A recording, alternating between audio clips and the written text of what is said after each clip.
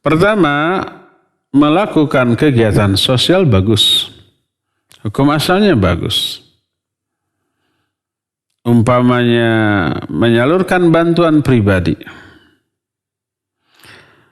Baik uang, pakaian, ataupun makanan, atau apapun fasilitas yang dibutuhkan oleh orang yang memang membutuhkan. Ada umpamanya orang yang rumahnya tidak layak huni. Kalau hujan berbocor di sana kemari, kalau angin bertiup goyang-goyang gitu ya, tidak layak. Lalu kita mengadakan aksi sosial, baik kita sendiri merogoh saku sendiri semuanya dari kita atau menggalang dana dari kawan-kawan.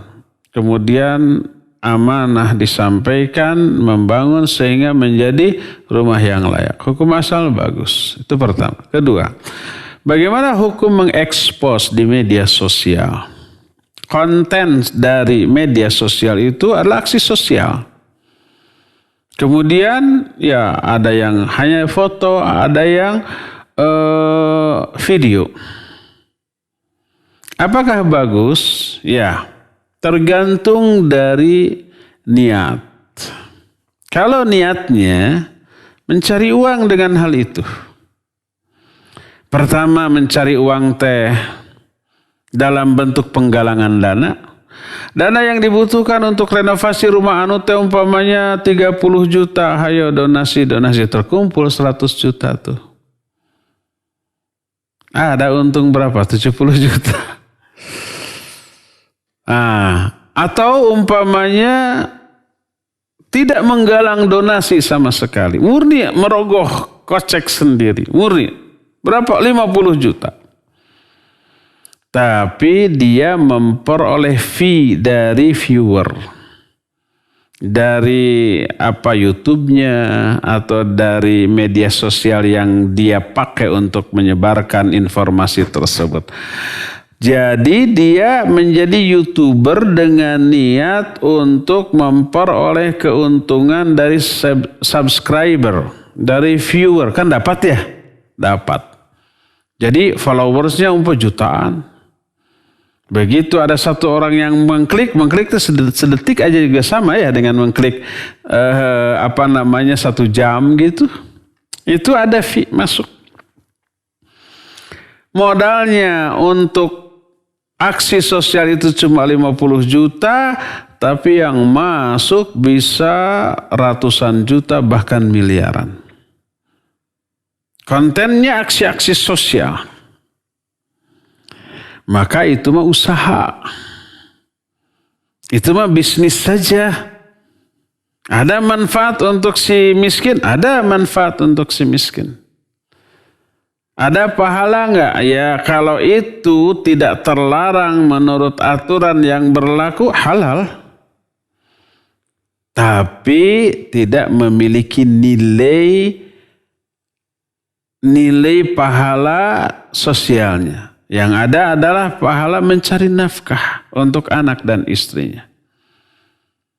Itu pertama. Kedua, kalau niat dari hal itu adalah agar dia dikenal, memperoleh sanjungan pujian dari orang lain, maka ya itu riya.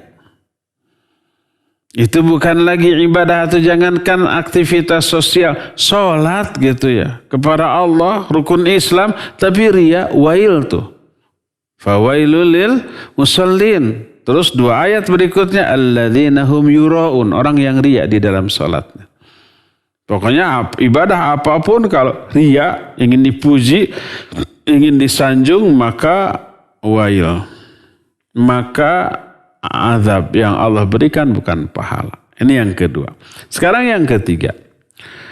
Kalau niat dari mengekspos kegiatan sosial tersebut untuk mengajak, dia murni keluar uang sendiri, nggak ingin dipuji, nggak mencari uang dengan hal itu, tapi mengajak orang untuk berbuat yang sama agar banyak kaum muslimin yang du'afa lebih banyak yang tertolong, agar orang-orang kaya ini terenyuh untuk mengeluarkan sebagian dananya untuk membantu orang-orang lemah. maka itu dakwah. Itu bagus, tidak riya, tidak juga duniawi, tapi mengajak orang kepada kebaikan, kena dengan hadis man dalla ala khairin kafa'ilihi.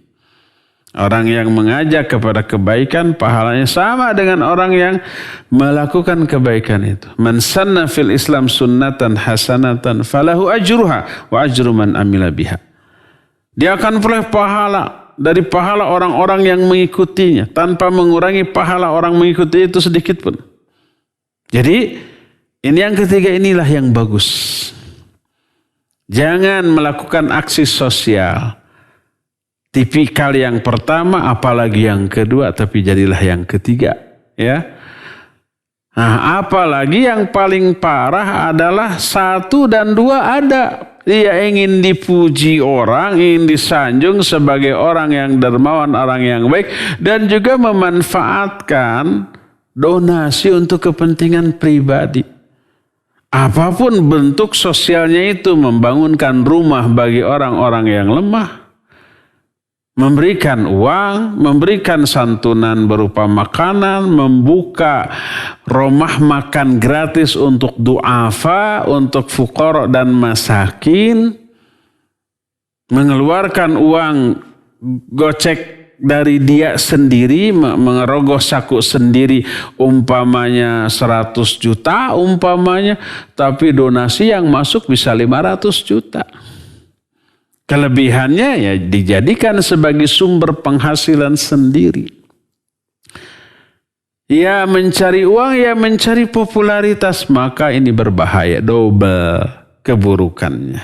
Ya, demikian wallahu a'lam bissawab.